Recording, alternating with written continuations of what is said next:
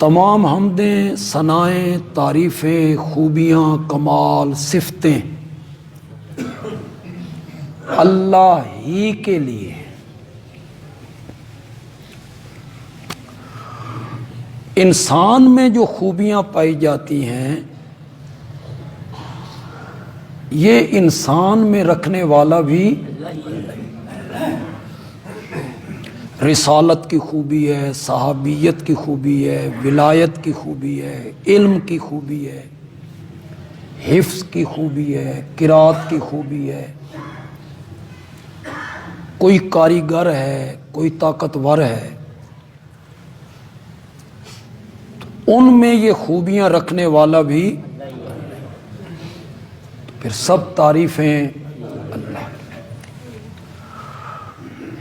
کوئی آدمی اس ممبر کی تعریف کرتا ہے کہ بہت خوبصورت ہے، نفیس ہے، تو یہ ممبر کی تعریف نہیں ہے، بنانے والے کی تعریف۔ تو جب مخلوق میں کسی کی تعریف ہو تو دراصل وہ تعریف بھی کس کی ہے؟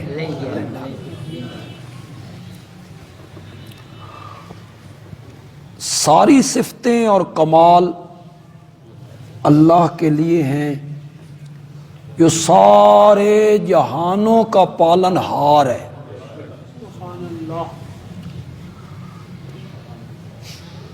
یہ پالن ہار جو معنی ہے یہ ہم آپ کے سمجھانے کے لیے کرتے ہیں، ورنہ رب کا جو ایک وسیع مفہوم ہے وہ پالن ہار کے لفظ سے پورا نہیں۔ ایک لفظ ہے پروان چڑھانا، بلکہ اس سے بھی ایک خوبصورت لفظ ہے نشو و نما دینا، نشو و نما دینا، تدریجاً ہر چیز کو پالنا، ہر چیز کی ضروریات زندگی کا لحاظ رکھنا، جس موقع پر جس قسم کی چیز اسے ضرورت ہے اس کے مطابق مہیا کر دینا، اس کو کیا کہتے ہیں؟ رب۔ انشاء الشیء حالا فحالا الی حد التمام، لغت کے ائمہ نے لکھا، ہر چیز کو درجہ بدرجہ پالنا، سیڑھی بسیڑھی پالنا، اور پالتے پالتے اس کو کمال تک پہنچا دے۔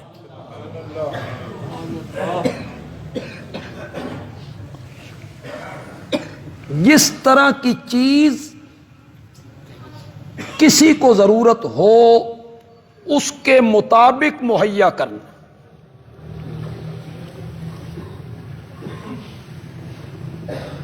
ماں کے پیٹ میں 3 اندھیروں میں باہر سے خوراک پہنچانے کا کوئی ذریعہ نہیں تھا۔ ماں کا پیٹ ہے، پھر رحم ہے، پھر ایک جھلی ہے،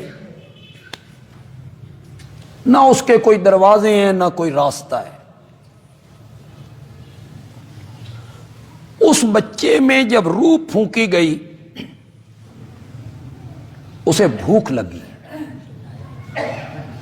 اسے پیاس محسوس ہوئی، روح جو آ گئی۔ اب باہر سے روزی پہنچانا، خوراک پہنچانا، اس کا کوئی ذریعہ نہیں تھا۔ اس ہستی نے ماں کے گندے خون کو ناف کے ذریعے اس بچے کی خوراک بنا دیا، اس کو رب کہتے ہیں۔ یہ ہے رب کا مفہوم۔ وہاں خوراک پہنچائی، اور پہنچائی بھی ناف کے ذریعے، منہ کے ذریعے نہیں۔ وہ گندا خون تھا۔ اللہ کہتے ہیں میں تیرے منہ کو پلیت نہیں کرنا چاہتا تھا، اس منہ سے کبھی تو نے میرا نام لینا ہے، میرے نبی کا نام لینا، ناف کے ذریعے پہنچے۔ تو یہ رب کا ایک مفہوم بڑا وسیع ہے جسے ہم نے کھلوتی رہے کی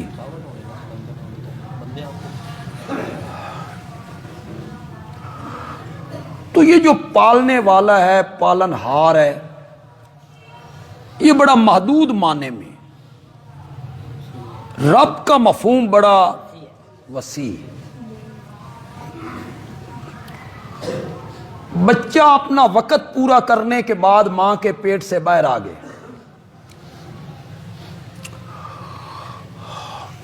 اب بھی اسے خوراک کی ضرورت ہے، لیکن اس کے منہ میں دانت نہیں ہے، اس کا معدہ قوی نہیں ہے۔ تو اللہ تعالیٰ اس بچے کو کہتے میں نے گندم بھی بنائی ہے، منجی بھی، فروٹ بھی، پھل بھی، سبزیاں بھی، بھینس کا دودھ بھی، کھا پی۔ اس کے والدین کو کہتے کھلاؤ اسے، نہیں، اس کے منہ میں دانت نہیں ہے، اس کا معدہ ثقیل غذا کو ہضم نہیں کر سکتا۔ اللہ نے وہ ایک راستہ جو ناف کے ذریعے 5 مہینے اسے خوراک پہنچتی رہی تھی، وہ دائی نے راستہ کاٹ دیا، یہ رونے لگ گیا۔ اللہ نے اسے تسلی دی، گھبرانا نہیں، ہم نے ایک راستہ واپس لیا ہے، ماں کے سینے میں 2 رستے جاری کر دیے ہیں۔ اللہ نے وہ خوراک اس کو دے دی۔ اس کو رب کہتے ہیں، بڑا وسیع مفہوم ہے رب کا۔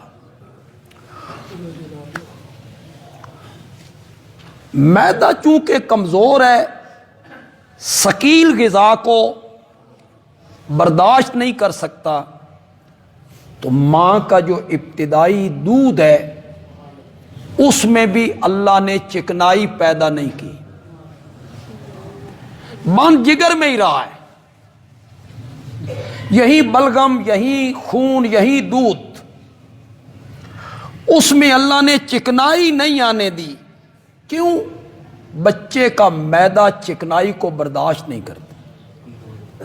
جوں جوں بچہ بڑا ہوتا گیا، ماں کے دودھ میں بھی چکنائی آتی چلی۔ رب کا ایک وسیع مفہوم ہے جسے آپ کو سمجھانے کے لیے ہم کہہ دیتے ہیں پالنے والا، پرورش کرنے والا۔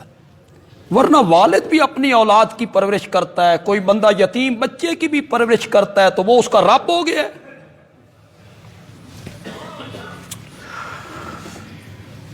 اپنی دعا سے پہلے اللہ کی صفات کا تذکرہ،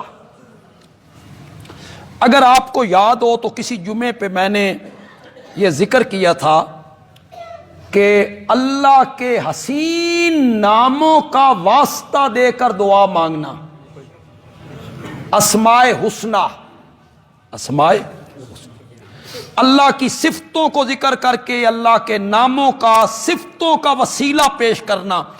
تجھے رحمان ہونے کا واسطہ ہے، تجھے غفار ہونے کا واسطہ ہے، تجھے شافی ہونے کا واسطہ ہے، تجھے دافع البلا ہونے کا واسطہ ہے، میری اس مصیبت کو ٹال دے۔ وہ جو اللہ کے حسین ناموں کو پیش کر کے دعا مانگنے کا ایک طریقہ ہے، سورت فاتحہ میں اللہ نے اسی طریقے کو ذکر کیا ہے۔ پہلے بندہ اللہ کی صفات کا ذکر کرتا آ رہا ہے، اللہ کے اوصاف کا ذکر کرتا آ رہا ہے، رب بھی تو ہے، ساری کائنات کو پالنے والا تو ہے، ان کی ضروریات زندگی کو پورا کرنے والا تو ہے، رحمان بھی تو ہے، رحیم بھی تو، بڑا مہربان ہے۔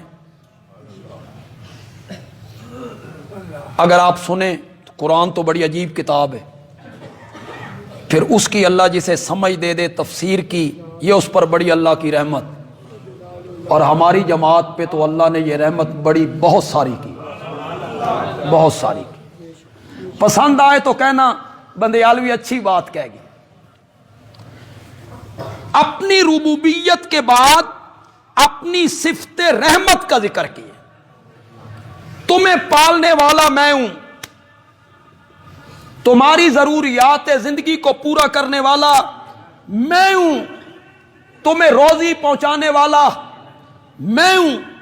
اس کے بعد اپنی صفت رحمت کو ذکر کیا. الرحمن الرحیم. اللہ کہنا چاہتے ہیں تمہیں پالنا اور تمہیں روزی دینا یہ میری مجبوری نہیں ہے، میری رحمت کا تقاضا ہے. میری رحمت جو ہے اس کا تقاضا ہے کہ میں تمہیں روزی عطا کروں، ورنہ میری مجبوری نہیں. تو پہلے اللہ نے اپنی ربوبیت کا ذکر کیا، پھر اللہ نے اپنی صفت رحمت کا ذکر کیا، اس کے بعد اللہ نے مالکیت کا ذکر کیا. مالکی ربوبیت ایک، رحمت دو، مالکیت تین. رب بھی میں ہوں، رحمت کرنے والا بھی میں ہوں، مالک اختیار یہ بھی سارا میرا ہے. پھر اللہ بندوں سے ایک اقرار کروا رہے ایاک نعبد. اس پر میں بڑی بحث کر چکا ہوں. یہ سورت فاتحہ تو میں نے رمضان المبارک کے پہلے جمعے سے شروع کی تھی. ایاک نعبد پہ تو میں بڑی گفتگو کر چکا ہوں. عبادت کیا ہوتی ہے، پھر میں نے وسیلے پہ گفتگو کی، پھر جائز وسیلے پہ گفتگو کی. ایاک نعبد توحید والے جو کلمات ہیں اس کو بار بار دہرایا جائے. اللہ عرش پہ فرشتوں میں بیٹھ کے فخر کر رہا ہوتا ہے.